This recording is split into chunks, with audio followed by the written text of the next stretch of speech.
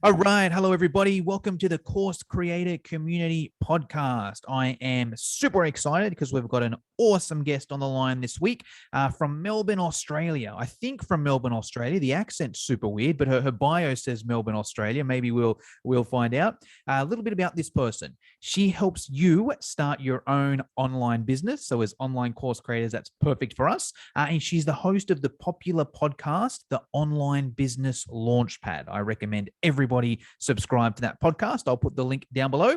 And without further ado, let me introduce the one and only Ms. Trudy Rankin. Trudy, how are you? I'm well, thank you. And thank you for having me on your podcast. No, thank you for coming on. It's always good to speak to a fellow Aussie. Wait, you're Australian? I can't pick your accent. Where are you from, Trudy? No, not an Aussie, but love living in Australia. So born and raised in the US until I was nearly finished with university. Ended up meeting a Kiwi in Hong Kong, as you do. Ended up getting married, and then finishing. As soon as I finished my university, we moved back to New Zealand because my husband needed to finish his degree, and basically lived in New Zealand and Australia for many, many, many more years than I ever lived in the US. So, and basically just like all the places, it's good. It's fascinating listening to Trudy's accent because I've spent a lot of time in all three of those, Australia, USA, and New Zealand. So I'm very good at accents. But Trudy's is the one. It depends on the word. The way she said so, she said that very Australian, but then some of the words are very American, some of them very Kiwi. Let me give you a test. Say the word six. Six. That's very Australian. Say fish and chips. Fish and chips. Wow, half. Interesting. Trudy, I like to start all my podcasts off with a quote or mantra that inspires you or fires you up. Have you got one for us? I do. One of the things that I feel is really, really important, both for myself and for the people that we work with and anybody who's an entrepreneur, is that you can get down in the dumps really easily. And so for me, the mantra is that basically if you fall down 7 times, get up 8. That's my definition of success. Yeah, love that, because you're going to get knocked down either way, right? If you think, and in anything, entrepreneurism, sport, relationships, weight loss, the people that win are the ones that get back up. So I love that. Trudy, I've been listening to your podcast for a while now. I've got a pretty good idea of what it is you do. Someone's listening to this, they haven't heard of you before. Give us a bit of a rundown. What is it you do? Why do you do it? And how did you get into it? Yeah, for sure. Basically, I help people start an online business, and it's not just anybody that we work with. It's people who tend to find themselves struggling to fit in the world of 9-to-5 work. And so for whatever reason in their life, they either can't get work, or they can't find something that fits their needs, their lifestyle needs. They might be a carer. They might be somebody who needs to work part-time because they might be a parent, or they might have kids they need to look after.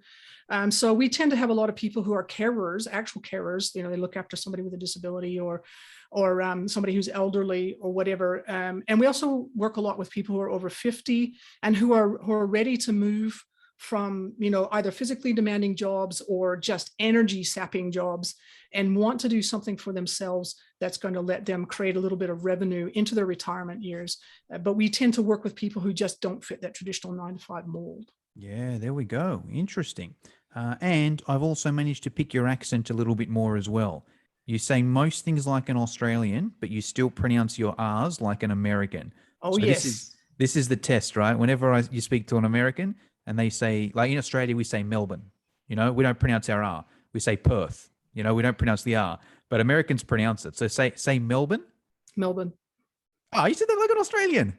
What can I say? Awesome. All right, cool. Well, Trudy, today's topic is all about creating a workshop or a course with a twist. So I'm going to hand it over to you here. Start where you want to start, and I'll sort of jump in when needs be. But let us know, why do we want to create a workshop with a twist, and how do we create a workshop with a twist? Sure. Well, I mean, just even any kind of workshop, if you think about it, the reason we do these things is that we want to be able to help change somebody's life. And so what if we were able to if you could be one course or one workshop away from being able to do that in a way that's memorable and very, very effective. And if you could make it one that helps to change people's perspective or help them to think differently about the topic or the subject that you're working on. But you want it to be the kind of course or workshop, it doesn't matter, they can be used interchangeably, or you can have a big course or a little workshop, but when it's done, you want participants to walk away feeling, really fired up, and you want them to know exactly what they need to do next to achieve their goals. And that's really, really important. So when I talk about, creating content or course content or workshop or even a masterclass with a twist, you want it to be one that, and what I'm talking about is going to be the kind that helps you engage participants. It helps them remember what they've learned so that they can apply it really immediately, so that they can take that next step in their journey. And then that can be either personal development or business growth, or whatever it is that you're helping them with. And just a little bit more about my background. I actually have a background in digital technology, and I've got a background in corporate, working as a chief information officer and a project manager for years and years and years. And I started my own online business in 2015, and basically I got into it really because I ended up helping somebody who had sight impairment figure out how to monetize their blog. And they didn't know that it could be done. And I had been discovering and learning about all these things, and basically helping them do that helped me get into this whole world of creating courses and things that are going to help people. And I wanted to be able to use that impact to help other people. So this is why I'm talking about the workshops and the courses and with the twists and things like that. But what do I mean by with a twist? It's the twist bit, because there's so many workshops out there. There's so many courses out there. You want something that's going to be able to help you not just stand out, but actually have that bigger impact for the people who are taking it. And so what it is, it's a course or any kind of training session that has an interactive diagnostic type tool that complements and creates synergies with what you're teaching. So, and it helps participants think about the individual parts of the training that relate to themselves or the business. And it uses repetition and application, so, that's where that helps to retain it longer. Because if you're learning something, if you don't use it or you don't repeat it, you lose most of it, by the next day, you've lost a lot of it. And so by repeating and then applying what you've learned, you're going to actually retain it a lot longer. So basically, really quick example, super quick example, is that I do a lot of collaborations. And so I do a lot of these, courses or workshops with a twist. And one of the people that I worked with runs a marketing agency, and we wanted to help small businesses understand how they could get themselves to be standing out in the crowd, just to be able to make themselves visible, in that whole sea of all of the competition and stuff. And basically, we set up one of these workshops and an interactive tool that you go through these series of questions, and that based on the theory that's being taught, the training that's being taught. And at the end of it, you end up with a results page, or basically a kind of like a bit of a checklist that basically tells you very visually where you can improve and the things that you could be doing to help yourself just make people much more aware of you and the value that you bring to the world. And so it creates an aha moment about, because for me, when I first did it and then said to the people, hey, let's turn this into a workshop. Basically, it was just, now I can see why we're not as visible as we need to be. We've got such great content. We've helped a lot of people, but not enough people know who we are and what we can do. What can we do about that? And so that's just an example of what I mean by creating an aha moment, by using an interactive tool, and then taking your learning and applying it. So that's an example, I guess, of the type of course or training content that I'm talking about. So let's even summarize this for a sec, because that was awesome. I get exactly what you're talking about. There may be some people listening to this that just over their head, it's what's an interactive tool? What's a diagnostic tool? What's a synergy? What's the complements? So let's summarize some of that. I'll summarize my understanding. Correct me if I'm right. Essentially, we want to create the course or the workshop with a twist, there's two different reasons why we want to do that. First is to stand out in the marketplace, but also it's to give our participants a better experience, because anybody can go through a course and do it, but if it's a bad course, they're not going to remember anything. The ways we can get people to remember more, or to remember more essentially, is repetition and also application. Am I right at that stage so far? Yeah, absolutely. And I'm going to add one more thing, and you walk away with this, with knowing what next steps to take. Gotcha. Okay. At the end of the course? Yeah, basically at the end of it, yes. Awesome. Or at the end of the module? Or Of the both? module, it can be the module, or it could be the course, depending on the length and size. Yeah. Awesome. All right, cool. That part makes sense.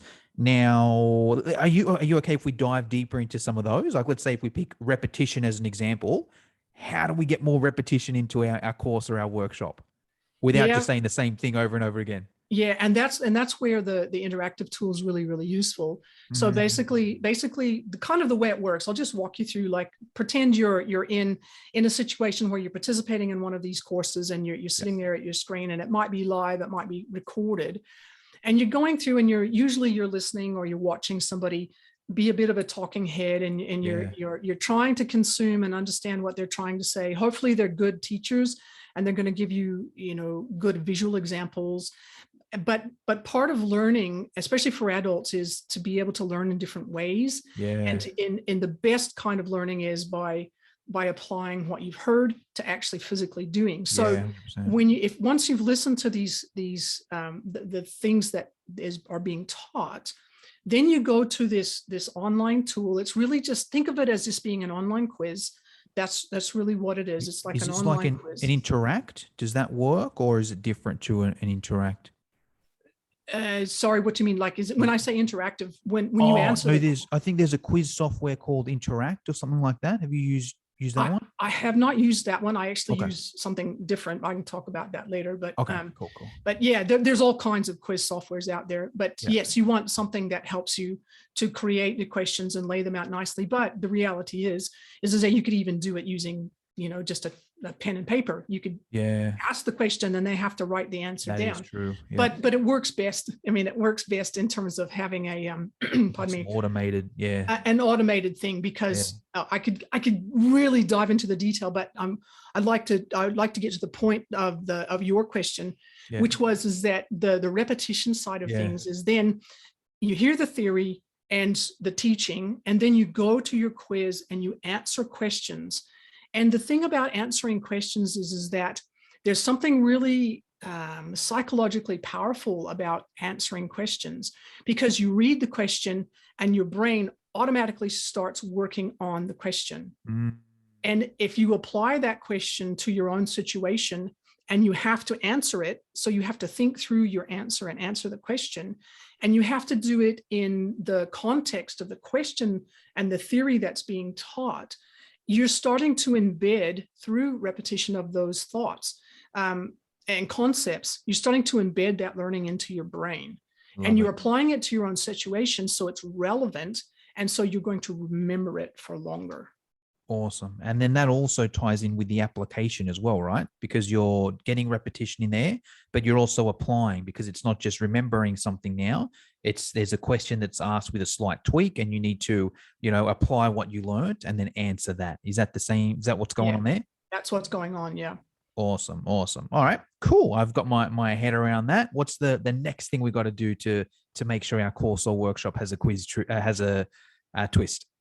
Okay, so I do have just a very simple 4-step framework, or 4-part framework that I can walk you through if you like, or the listeners please. through.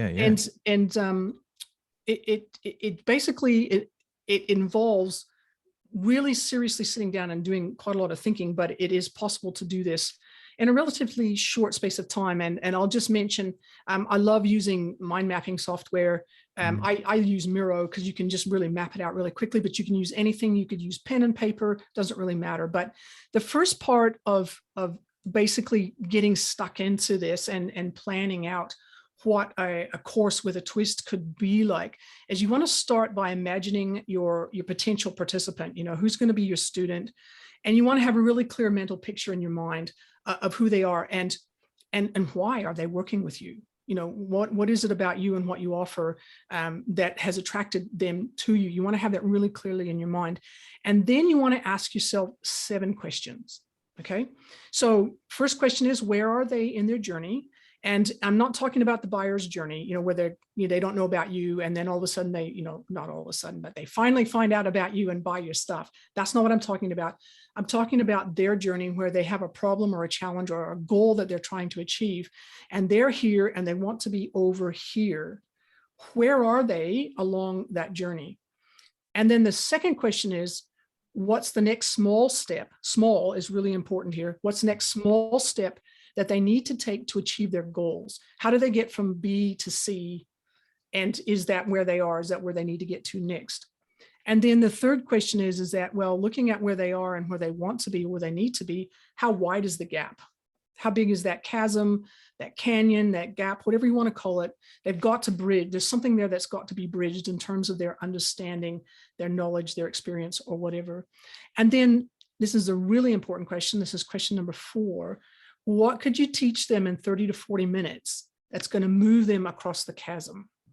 Now, if you're creating a great big course and there's lots of modules and there's lots of things to cover, just think about this in terms of modules. If you think about it, 30 to 40 minutes for a module is pretty good. Yeah. People tend not to retain information so well if it's too much longer than that. So you want to see what you can teach them in 30 to 40 minutes that's going to help them bridge that gap. And then you want to ask yourself, how can you break that training down into small steps or chunks of material? And, there's lots of people listening who are already going, wow, I already know a lot of this. But you want to make sure that that you don't have too much for people to cover in one setting, because otherwise, as I said, people don't retain it. And then the next question is, what frameworks or proven process are you going to use to help people take those small steps? Now, that's a really important question because we're going to come back to that later. And then you obviously, anybody who's been creating courses for a while knows that you need to have activities within your training that's going to help people understand and internalize what you just taught them. And you want to also be starting to prepare them for using the interactive tool. I call it an interactive tool. Like I said, it's just like a course quiz, but using the word quiz can be a little problematic because people immediately think about when they were in grade school or university and you get a pop quiz and you didn't study and you feel terrible. It makes you feel bad about yourself. And it says, wow, you want something that's doesn't have that connotation. Yeah, gotcha.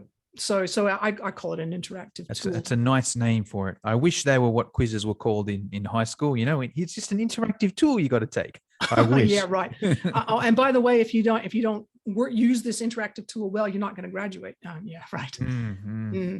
Yeah. So basically, and once again, I'll mention the mind mapping. Whatever you have, use something to mind map as you break things down into the chasm covering gap, and basically the steps you're going to take to help to train them. And then the second part of it is when it comes to the training side of things, when you start to look at the designing the actual training, whether that's a course, a workshop, or a masterclass, you're going to take those small steps that you've already identified in the pre-planning phase, and you're going to obviously use those as a basis for deciding what concepts you're going to include in each section of the training. And because everybody does have different learning styles, you do have to think about all of that. I'm not going to spend too much time on that. We're talking to people who are already deeply into the online course creation, but it's important to do that and do that well because it starts to line things up for when you actually get to the design of the twist part of it, the interactive tool side of things. And the way I usually structure these things is you want to spend, sort of 10 or 15 minutes talking, explaining your relevant concepts And then you have a short activity where people either, if this is a live thing, or even if it's by themselves, you want an activity where they can work together, or maybe by themselves, to apply the concept immediately to their situation, et cetera, and rinse and repeat until you've kind of covered off all of the training side of things. And by the time you finish this planning process, you're going to have a really good idea of what it's going to look like, how you're going to run it, how long it's going to take, and all that sort of stuff. Now, when it comes to this interactive tool or the twist part of things, some people like to get their participants using this interactive tool right from the very beginning of the first activity. And some people like to do all the training and the activities first, and then they introduce the tool and they get people using it, because it just depends on your material and what you're trying to do. Or some people will even use it as a way of demonstrating what they mean when they present the concepts. So I've worked with people who have done it that way, and it just helps to incorporate all of the different learning styles, where you're going, hey, this is the theory, and by the way, this is what I mean, and here's a case study, and I'm going to use the tool to show you how to work through the case study, and et cetera, et cetera. And obviously give people a chance to ask questions. So now we sort of come to part 3, where the third step, where we actually are looking at the actual interactive tool itself and creating that. And I want to there's a bit of pre-creation, pre-prep, if you want to call it that needs to be done as well. And once again, it's all about doing the thinking before you really get stuck into it, so that it saves you, trust me, it'll save you a lot of time and energy if you do this first. If you don't do this first, you're going to end up cycling back and doing it again, because you'll just get stuck partway through. So there's 3 really important questions to think about when you're starting to put together this interactive tool that complements your training, that you've already mapped it out and you've planned it. The first question is that what aha moments do you want to enable for your participants? What do you want them to be able to understand, so that they walk out feeling like their mind's been blown, or that an unsuspected problem's been highlighted, or their next steps are laid out like blazing lights. It's just as clear as day what they have to do next. So in other words, what is it that you want participants to understand, and how do you want them to feel about what they've just discovered about themselves and their business? That's kind of an important part of it. What do you want them to feel? Do you want them to feel like, oh my goodness, I'm such a failure. I haven't done anything like I needed to do, blah, blah, blah, or you can go, hey, wow, look at what you've done so far. Here's a goal to aim for. Here's what you can do to help get that. So what's that aha moment that you want people to have or feel when they've finished using the interactive tool? And the second question that really relates to that is that what do you want their final results page to look like? So basically, typically, if you think about online surveys or quizzes or anything that you've filled out, questions where you've answered questions and you step your way through the questions, and then you answer the final question, and then usually a page pops up. And that's the results page. And in this kind of a situation where you're creating an interactive tool, you need to think about what you want that final results page to look like. How can you use it to help complement or enhance that aha moment? And certainly from my experience and my learnings from doing this so many times is that having a highly visual results page is best, and not just text. You want something that people can consume really quickly at a glance. It's like scan, oh, I got the main point. Well, and I did one of these just earlier, actually. What Game of Thrones character are you? And it came up as a big photo of Jon Snow, so I just knew straight away who I was, right? Exactly. You still had a description, obviously, you're Jon Snow because blah, blah, blah, but it's a similar theory, right? It's a similar theory. It really is. And you want to basically have some way of showing them immediately where they are right now. And then you want to have enough depth and richness there so that they can go back in and look at the detail when they've got time to think and go, oh, and I could do this next so that I can achieve my goals. And so I don't know, I don't know about you, but one of the things that I love is that I really love a really good children's picture book. And not just because I have not my cup of tea. Yeah, I'm more a UFC fan, but yeah, I can see that. The thing is that a really good, people think about children's books and they think, oh, there's not very much text there. It must be really easy to create. They are harder to create than some of your bestsellers. Yeah, you're right. A really good children's picture book will create synergies from the visual pictures, the images, and the Yeah. text. They play off each other. They Can I- enhance each other. Yeah. Can go I ahead. give an example? So I do a lot of work on Facebook ads, right? Aha. Similar idea. The Yes. photo is everything, right? And it's the hardest one to get right. Like the text is easy, really. You know, once you know what you're doing, it's a bit of a template. You know, you write that template, it's fine. The photo, right? And that yes. photo needs to match it. You need people scrolling through. They need to look at that photo and then stop. And it needs to be linked as, because it's not point just great, just put a good looking girl in a bikini. Great. People are going to stop, but it's not related, right? So yes, I see where you're coming from and I agree 100%. Yeah. So it's a really important thing to keep in the back of your head when you're thinking about the visuals for your results page. And then, basically, my go-to suggestion every single time is that you want to map out your results page as much as you can, pen and paper, or you can use Canva, or you do a presentation slide, whatever works for you, anything that's going to help you visualize what your results page is going to look like. And you do have to have a bit of an understanding of what type of information you're wanting to convey from your training through they answer the question, and then what's the information that you want to convey to them. Do you want to give them suggestions about how they can improve? Do you want to tell them how good they're doing? There's all different ways of doing. Do you want to give them a score? And we'll get into that. Well, that's actually my third question, and my third thing to think about is that how do you want to present the actual results? Are they going to get a checklist? Are they going to get a total score? Some personalized advice that's based on their answers. And what you decide here is really important because it's going to determine how you frame your questions inside the tool, the interactive tool. And the question side of things is really important. And that's the fourth part, or the fourth step in actually creating this twist part of a course. And you want to decide which questions you want participants to answer and in what order. So the flow of your questions is really important. And you need to decide how much or how little demographic information you need as part of that. You might not need any, you might want some. I will often ask people, what's the name of your business? Or what's the name of your community? And then you use the software to automate that. When you have the results page, you say, hey, and you've got their name there. And then you've got the name of their community or their business, and then it really personalizes it for them and what they're doing. But you need to use the smarts of the software to do that. But it comes back to what you want to have on the results page. But coming back to the questions themselves, you need to think about what you want them to answer, what order. And my tip here is that less is more. You typically want to have between 10 to 15 questions, and absolutely no fluff questions allowed at all. Yeah.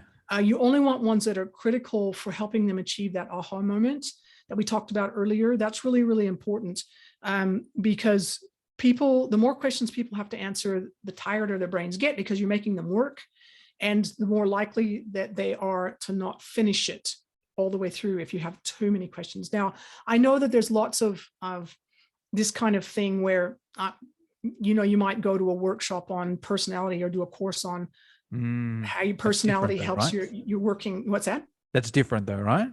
If it's part of a workshop or a course, you might answer some personality type questions and have something pop out that says, hey, this is your type. Here's how you can use your type to work better in the workplace or have better relationships with your teams and that sort of thing.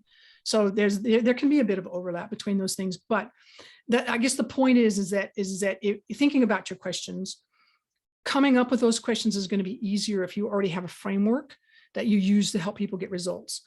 And so you want to look at your framework and how you use that framework, and you want to go through and you want to pare it down, and you want to just use the most critical parts of that framework to then use that to create your questions. Gotcha. Okay. So that's really, really important. So I'll just really quick example. I did one of these with Jillian Benbow from Pat Flynn's SPI Pro community. Oh, okay. So we did an introduction to community management masterclass. And we basically started with her really deep experience of what is needed to start a community. And then we came up with a series of questions that were designed to help participants think, through what needs to be in place so that when they start their community, it's going to give them every chance for success. Now, she didn't have a written framework, but she had a framework already embedded in her head. So we teased it out and did it that way. But that's what I mean by taking your knowledge and turning it in that you use to help people and crunching it down into questions that are going to help people take that next step. So once you've decided the questions that you want to have, then you need to decide how to frame the questions. And this is really important. And it's going to be really largely determined, by how you've decided to display your actual results. So if you've decided you're going to give somebody a total score, you need questions framed in a way that are going to allow you to assign a score. So they're not open-ended questions like, what's your biggest problem, challenge, or frustration? That's not the kind of question you would have, although you might have that at the beginning. And yeah, exactly. You need scales, or you need yes, no answers where, if you answer yes, you get this score. If you answer no, you get that score. Or if you thinking about your situation on a scale of 1 to 5, how would you describe blah, blah, blah. And then you assign a score to each of those answers. And then that will allow you to present them with a score at the end. If you're going to, so like I said, total score, you're going to have yes, no answers or scale type questions. If you're going to give them a checklist of things to work on, you'd want to phrase your questions so that there are multiple answers that they can choose from. No score involved. It's just simply statements of like, I'm like this, or I'm like this, or I'm like this. And then you ask, which one of these best describes your situation? And then you use their answers. You can use that software automation to automate their results page to personalize what shows up on that checklist. Yep.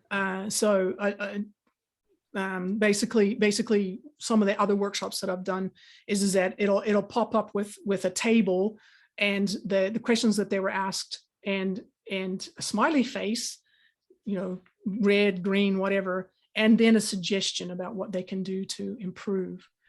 So that could be like a checklist that they can take away. But you phrase your questions so that it's easy to say how you did, in terms of the answer that you gave.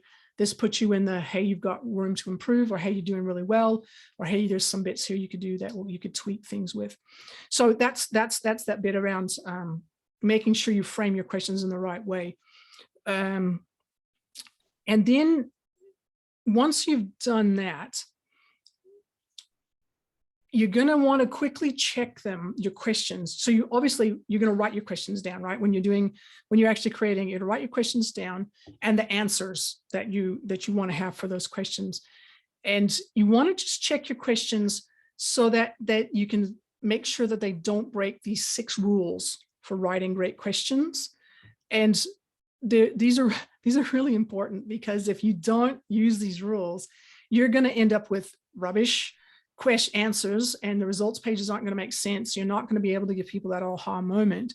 So the first thing you want to check is that you want to check that the way the questions for the interactive tool are worded is crystal clear, so that there's no room for confusion at all, no ambiguity, no way to derive more than one meaning from the words. Yeah.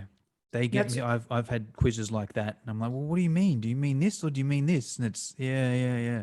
Exactly. And sometimes being across more than one culture, like you and I have, it can go, oh, hang on, but in Australia it means this. In the US it means that. Well, I'll tell you a story there, for example, right? The best one is the word bum.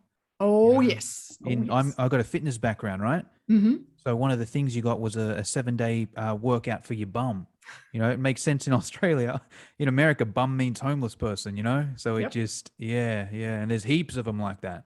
Yeah. Oh, there's so many. You can get yourself in such trouble. When I first moved to New Zealand, the word rubber was really interesting. Yeah. Yeah, they don't use that in America, right? Oh, no. So in New Zealand, a rubber is something you use to erase stuff. In the US, it's something completely different again. Yeah. So it's just, it's classic. So you do have to be careful. You want to make sure that there's no ambiguity, either culturally or from the word itself, or etc. And the second rule is that you want to make sure that there are no double questions. So where you've actually accidentally, because it makes sense when you say it, where there's been 2 different questions have been combined into one, so that it's really difficult for the participant to know which one of those things to answer. Gotcha. Because it's usually you usually go blah blah blah and blah blah blah, and you're going, oh, hang on, wait a minute, that's actually 2 questions. If you ever find yourself writing questions like that, break them up into 2. have 2 questions instead of 1, because you'll just confuse the heck out of people. They won't know how to answer. They won't trust your results as much.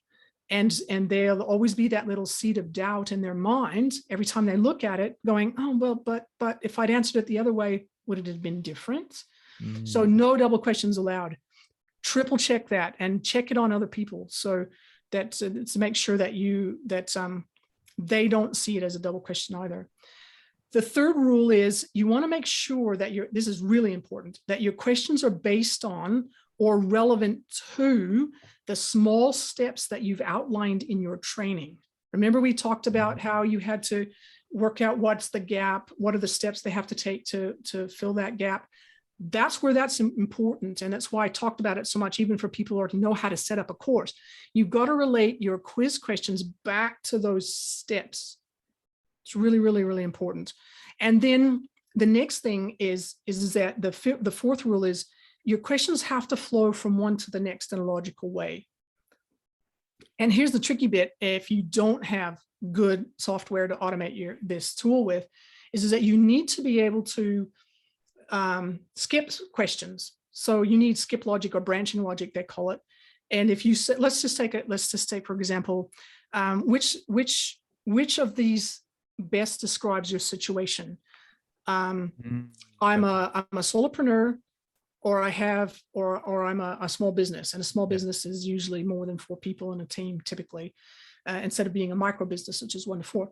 And you then, any future questions that you ask after that, you never want to cross those things over. So you never want to ask the solopreneur questions that would only be logical for a small business. Gotcha. Does that make sense? Yeah, I'm with you. Yeah. So you want to make sure that they flow in a logical way, and that if you need to skip steps or skip questions, if it doesn't fit the flow, that your software lets you do that. But when you're just creating the questions, that's not quite so important. It comes down to the capability of your software. So then for rule 5, you need to think about this a little bit, is that if you ask an either or type of question, and your next question will still make sense. So what I'm really talking about is what I just mentioned, the branching logic side of things. So, if you ask some people a question about how many people they have on their team, and they say it's just me, there's no way you want your next questions to be about all your big team. It just doesn't make sense. So that's just another example of what we've just talked about already. Yeah. And then the 6th rule that you need to make sure you check for is that the answers that you make available for people to choose, they need to easily translate into people's personalized results pages. And that can be a little confusing if you haven't used like quiz software before, but it comes back to the work that you've done and what you want your results page to look like, the visualization side of things. And you don't want something that's so complex and confusing, or a massive chunk of text that it just looks ugly on the page, or it doesn't get the point across, or it just confuses people. So you need to think about the answers that you make available to choose. And this is an extra tip for free. If you can make it fun, make it fun. It's so much nicer when it's fun, and make people smile when they're answering it. So, but the most important thing to remember out of all of those 6 rules is that you always have 1 question per question. You're not allowed to have double questions. Got to be crystal clear. Crystal clear. So that's my 4-step or 4-part guide to basically planning a course or workshop or a masterclass or any kind of training content with a twist, so that you're actually bringing along and letting people use or go through a series of questions that are going to help embed the learning, give them something that they can focus on in the future in terms of how they can take their next steps, and basically go from there. And we've mentioned software tools a few times. If you want me to get into that, I can, or we can just I can answer questions. Yeah, well, I want to be sensitive of your time there, Trudy. There's just a couple questions I always like to finish up with on the podcast, so we'll go through them. The first one is around course platforms. So you've obviously created a lot of workshops and courses before. Do you have actually give us the quiz as well. Give us the quiz software you recommend, and then also give us the course software you recommend too. Yeah, for sure. For sure. Well, and when it comes to creating these quizzes or interactive tools, basically I use something called leadshook.io, and it's the best one I found. It's in terms of functionality, it's right up there at top end. In terms of price, it's really beautifully right in the middle. It's affordable. It's actually affordable. And if people are interested in sort of finding out a little bit more about it, I actually have a page on my website where if they want to go, I'm affiliate for it because I use it all the time. And basically I've got some bonuses. If people use my affiliate link to sign up, I've got some bonuses there for them. And it will help them, in terms of creating their interactive tool or their quiz using LeadsHook. But I really highly recommend it. If you're just beginning and if you're just getting started out in some of these things, there are other things that you can use that are free. They won't give you the back-end branching logic necessarily that you need, but you can use things like Google Forms, Typeforms. There's all kinds of things that you can use that are usable, that can let you get started. But I love LeadsHook. So that's the quiz software. And in terms of the course creation software, look, I've done a bit of experimenting. I've had a look at Teachable. I used to have some stuff up on Skillshare. I've looked at Udemy. I've used Thinkific a little bit more intensively than some of the others. And at the moment, I'm actually experimenting with Circle. Oh, okay. And now Circle, for people who don't know, Circle is actually a software that's for community building. But they've increased their functionality so that you can have payment gateways in there. You can do your courses online. You present them online if you want to live. And we, because I have a community, I have a community for the people that I work with. We have a lot of our courses sitting inside. In fact, almost all of our courses sit inside. And you just basically go, you create a channel for it. People can go there. If they have permission to go there, they go there. They can consume the courses. And it just works really well. There we go. Awesome. All right. Next question, Trudy. Someone's listening to this podcast. They're like, all right, this woman is awesome. I want to work with her. I want to follow her. What do we do? Have you got anything on offer? You got any specials? Your social media? Where do we go? Yeah, for sure. So I'm actually a couple of things. In order to, I love connecting with people on LinkedIn. So you can just say, hey, I heard you on Jono's show. Would you love to connect? And I'll be saying yes. If you don't give me a message saying where you heard me or why you're connecting with me, I will tend to ignore you because I get a lot of spam. Yeah. But if you say why you're interested in connecting, I'd love to connect with you. And basically, or you can just go to our onlinebusinessliftoff.com website, check us out. You may, if it's not for you, you may know somebody in your life who would love to be able to start an online business, and they're limited in how they can go about it. They might not have a lot of time because of the demands of their life. They can go there.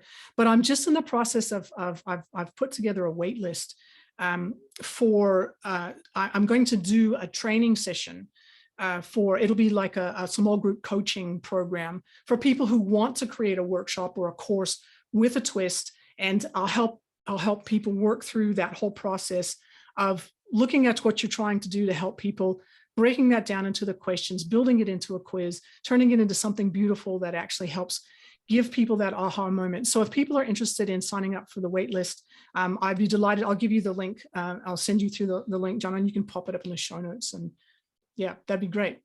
Awesome. No dramas. So I'll put both of those. I'll put Trudy's LinkedIn, and I'll also put the link to the wait list as well. Trudy, that's pretty much all I wanted to cover today. Thank you very much for sharing your framework. Is there anything you want to finish us off with, or is there anything I should have asked you but forgot to? Where do you want to finish off?